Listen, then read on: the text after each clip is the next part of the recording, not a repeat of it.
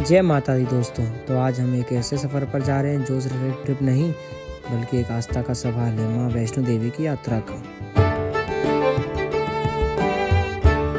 यह वो जगह है जहाँ हर साल लाखों लोग सिर्फ एक विश्वास के साथ पहुँचते हैं। क्या कभी आपने महसूस किया है कि कोई चीज़ बिना किसी रीज़न के आपको खींच रही हो? बस यही होता है माँ का बुलावा। आज मैं आपको इस सफ़र के विजुअल ही नहीं बल्कि एक ऐसी कहानी सुनाने वाला हूँ जो आपके दिल को छू जाए।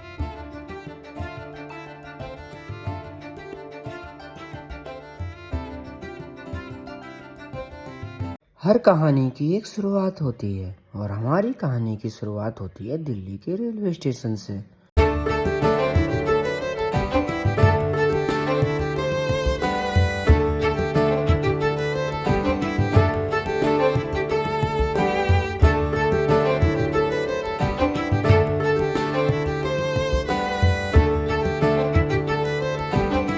और हमारी ट्रेन प्लेटफॉर्म नंबर 4 पर है।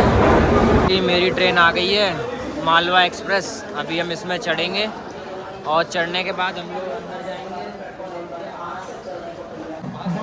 लगेज वगैरह अंदर पहले ही रख चुका हूँ, तो लगेज रख दिया है। तो ये रखा है मेरा लगेज,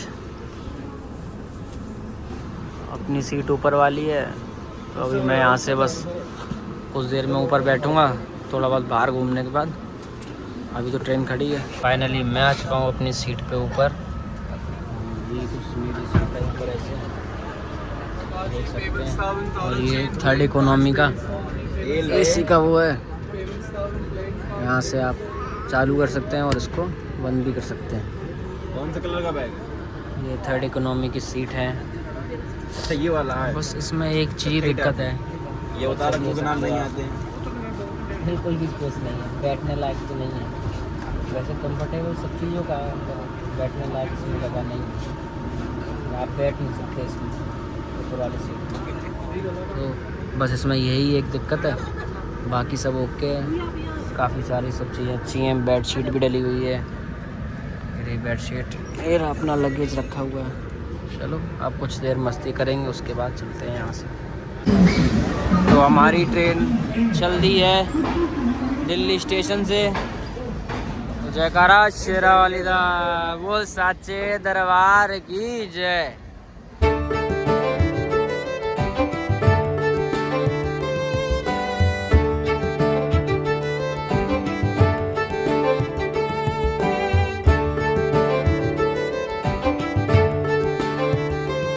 तो ट्रेन में बैठ के मैं पहुंच जाता हूं जम्मू, जिसे सिटी ऑफ टेंपल भी कहा जाता है। हर वक्त के लिए यह सफ़र अलग होता है, तो किसी के लिए पहली बार, तो किसी के लिए माँ के चरण स्पर्श करने का मौका। यह सिर्फ एक डेस्टिनेशन नहीं, यह एक जर्नी है जो अंदर से बदल देती है। तो जब आप दिल्ली से कटरा का ट्रेन का सफ़र करते हो तो दिल में एक एक्साइटमेंट होती है और एक अजीब सी एनर्जी रहती है जो कहती है माँ के दर्शन अब दूर नहीं। फाइनली गाइस, हम लोग पहुँच चुके हैं श्री माता वैष्णो देवी। 13 घंटे जर्नी करने के बाद ओवरनाइट। तो अभी हम लोग चलेंगे आगे, एक्सप्लोर करेंगे, फिर बताते हैं आपको आगे का। रेलवे स्टेशन से कुछ ही दूर मेरा होटल था जहां मुझे रुकना था, और होटल के सामने ही रेलवे स्टेशन था जहां पर RFID कार्ड बन रहा था। तो होटल पर जाने से पहले ही मैंने RFID कार्ड बनवा लिया था, जो कि फ्री ऑफ कॉस्ट था। एंड ये आपको बनवाना मैंडेटरी है, इसके बिना आप यात्रा नहीं कर सकते। एंड आते वक्त ये आपको रिटर्न भी करना होता है। जा रहे हैं अपना ID कार्ड लेने, तो 5 बजने वाले हैं और सबसे पहला नंबर मेरे ही लगा है। माता रानी की कृपा है कि माता रानी ने यहाँ तक मुझे बुलाया है। यही मेरी एक श्रद्धा है कि मुझे माता रानी हर साल बुला लेती है अपने पास। और माँ तो दुनिया की सबसे दयालु माँ होती है जो अपने बेटे के बिना रह नहीं सकती।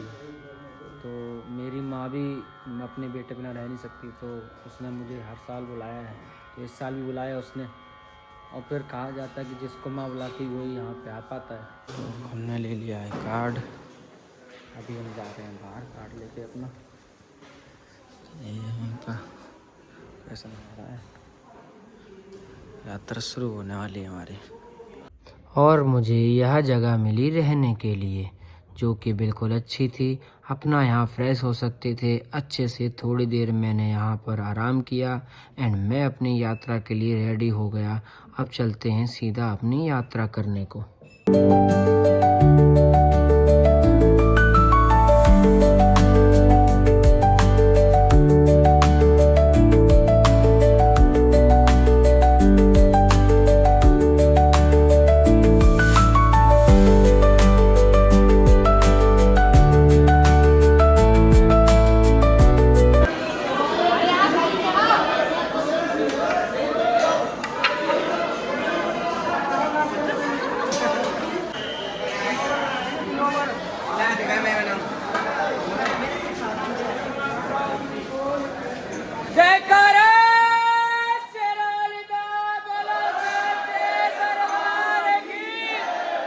अगर आप भी मेरे जैसे हो तो एक्साइटमेंट के साथ साथ थोड़ा टेंशन भी होता होगा कि ये 13 किलोमीटर की यात्रा क्या मैं कर पाऊँगा, थक तो नहीं जाऊँगा। लेकिन जैसे ही एक कदम बढ़ाते हो तो लोगों की जय माता की आवाज़ आपको जुनून से भर देती है।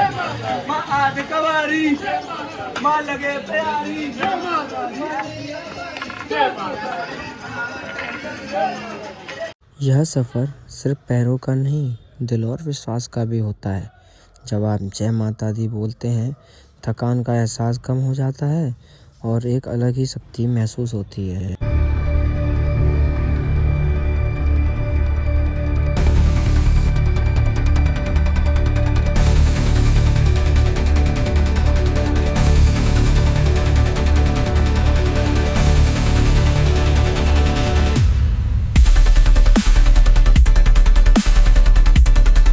पता है सबसे बेस्ट चीज़ क्या है? यहाँ हर कोई एक दूसरे का सहारा बनता है, कोई एक दूसरे को पानी दे रहा है तो कोई किसी को मोटिवेट कर रहा है। और बचपन में सुना था, यह यात्रा सिर्फ भक्ति के लिए नहीं, उनके हौसलों के लिए भी होती है।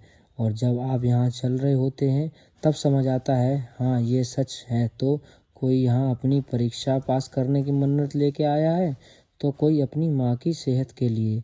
यह यात्रा सबको एक दूर से बांध देती है।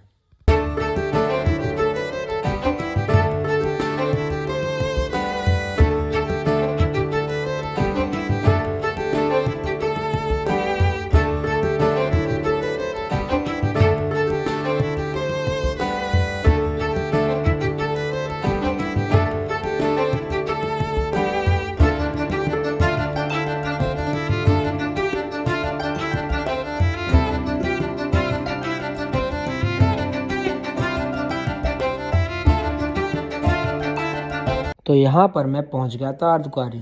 तो यहाँ से मेरी असली यात्रा की शुरुआत हुई थी। मैं करीब 3:30 बजे बाणगंगा से चढ़ाई चालू की थी और 7 बजे करीब पहुँच गया था। यानी मुझे लगभग 3.5 से 4 घंटे लगे। और जब मैं यहाँ पहुँच ही गया था, आपको भी थोड़ा बता दूँ कि अर्धकुंवारी है क्या और यह जगह इतनी खास क्यों मानी जाती है। अर्धकुंवारी गुफा, जिसे गर्भजून गुफा भी कहा जाता है, माँ वैष्णो देवी की यात्रा का ये पहला और बहुत ही पवित्र पड़ाव है। यह जगह कटरा से करीब 6 किलोमीटर दूर पर है। मतलब कि जैसे कि हम बाणगंगा से ऊपर अर्धकुंवारी तक आए हैं, 6 किलोमीटर के आसपास आपका ये डिस्टेंस पड़ रहा है। इस जगह पर माँ वैष्णो देवी ने 9 महीने तक तपस्या की थी। तो कहानी ये है कि भैरवनाथ माता का पीछा कर रहा था तो माता इसी गुफा में छिप गई थी और ध्यान में लीन हो गई थी। इसीलिए इस गर्भगृह के समान माना जाता है, क्योंकि यहाँ से गुजरना एक नए जन्म के जैसा माना जाता है। इससे अंदर रास्ता बहुत ही डिफ़िकल्ट है। लोग यहाँ से रेंगते हुए अंदर जाते हैं, ये शब्दों में बयान नहीं किया जा सकता। ऐसा लगता है हम किसी और ही दुनिया में जा रहे हैं, जहाँ से सिर्फ आस्था, भक्ति और शांति का है। यहाँ से यात्रा करने के बाद श्रद्धालु भवन की ओर आगे बढ़ते हैं, यानी यह गुफा का असली यात्रा की शुरुआत है। मैं भी यहाँ करीब 20 से 25 मिनट रेस्ट किया, फिर मैं निकल गया भवन की ओर, क्योंकि आज की नाइट मेरी ओवरनाइट यात्रा होने वाली थी। और अब बात कर लेते हैं फैसिलिटी की। तो भाई सच बताऊं, माता वैष्णो देवी श्राइन बोर्ड ने बहुत ही अच्छा इंतजाम कर रखा है। यहाँ आपको ब्लैंकेट्स, बेडशीट और ठहरने की पूरी व्यवस्था मिल जाती है। खाने की बात करूं तो मेरा फास्ट था, इसलिए मैंने 8 रुपये वाली चाय ली थी। और फिर पेट पूजा के बाद मैं फिर से निकल गया माँ के नाम लेकर आगे के पड़ाव की तरफ। तो अभी मैं जा रहा हूँ भवन की तरफ। और हमने बाणगंगा से अर्धकुंवारी का रास्ता 3.5 घंटे में तय कर लिया था। अब ये एवरेज या बिलो एवरेज वो तो मुझे नहीं पता, पर ठीक है। तो अभी हम भवन की तरफ जा रहे हैं। यहाँ का रास्ता थोड़ा स्लोप है, कोई दिक्कत नहीं। रात में कच्चे भी चल रहे हैं, गंगा बहुत रास्ता है। तो अभी हम भवन की तरफ जाएंगे, तो वहाँ आपको माता रानी के दर्शन कराएंगे।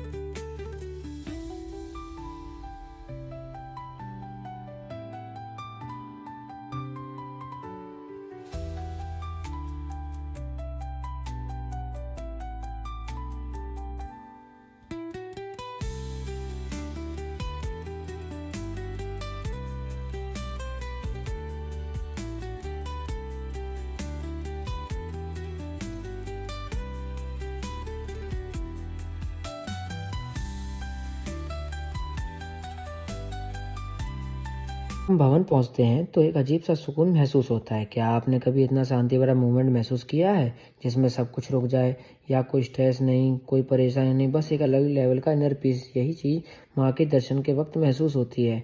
आप जब गर्भजून गुफा से होकर माँ के दर्शन करते हैं तो लगता है आपकी सारी मनोकामना पूरी होने वाली हैं।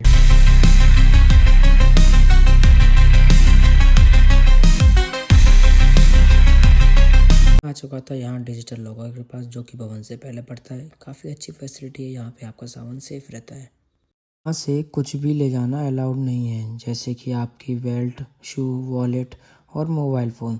तो इसी वजह से मैं आगे कुछ शूट नहीं कर पाया। तो अब सीधा मिलता हूँ आपसे दर्शन करने के बाद। हाँ, दर्शन करने के लिए मुझे मैक्सिमम 2 घंटे लगे, क्योंकि रश काफ़ी ज़्यादा था और लाइन भी काफ़ी लंबी थी।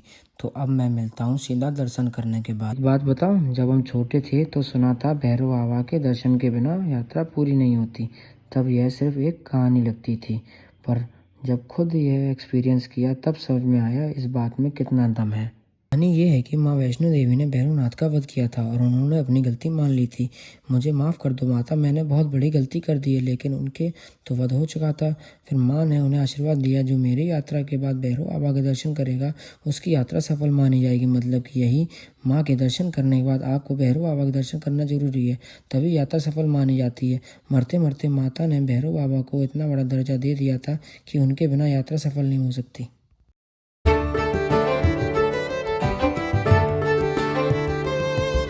ये अभी हम जा रहे हैं भैरव बाबा के मंदिर, उनके दर्शन करने, जो माता के भवन से 2 किलोमीटर ऊपर है। थोड़ी हाइक है 2 किलोमीटर की, वो करनी होगी बस।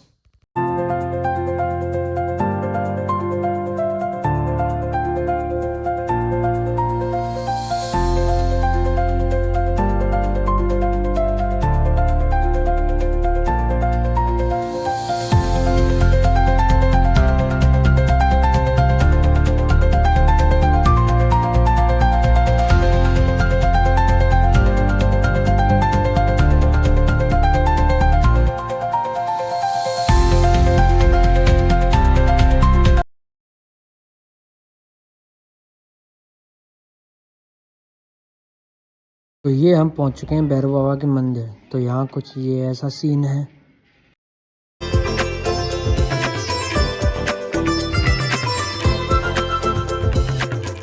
तो यात्रा सफल हो गई हमारी। मैं आया हूँ भैरव बाबा के मंदिर से अभी।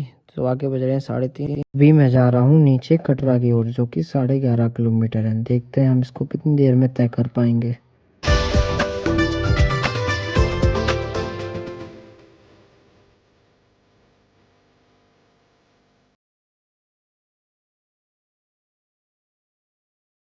और सिर्फ मंदिर के दर्शन करने का नहीं, इस सफ़र की नई शक्तियों को महसूस करने का है। जब आप यहाँ से वापस जाते हो तो सिर्फ यहाँ से यादें नहीं, एक नया जज्बा लेके जाते हो। एंड वो जज्बा सिर्फ एक भक्त समझ सकता है जो इस यात्रा पर आया हो।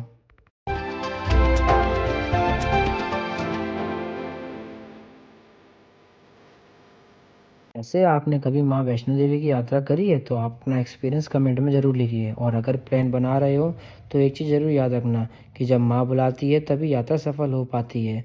आपको कभी ऐसा महसूस हुआ है तो कमेंट में ज़रूर बताना। तो फाइनली अपने इस व्लॉग, अपने सफ़र का आज यहाँ पे द हैप्पी एंड होता है और हम लोग जा रहे हैं घर। तो इस व्लॉग को यहीं ख़त्म करते हैं। आई होप आपको सब अच्छा लगा होगा, पसंद आया होगा। कमेंट में ज़रूर लिखें, लाइक कमेंट सब्सक्राइब करना ना भूलें। जय श्री राम, जय माता की।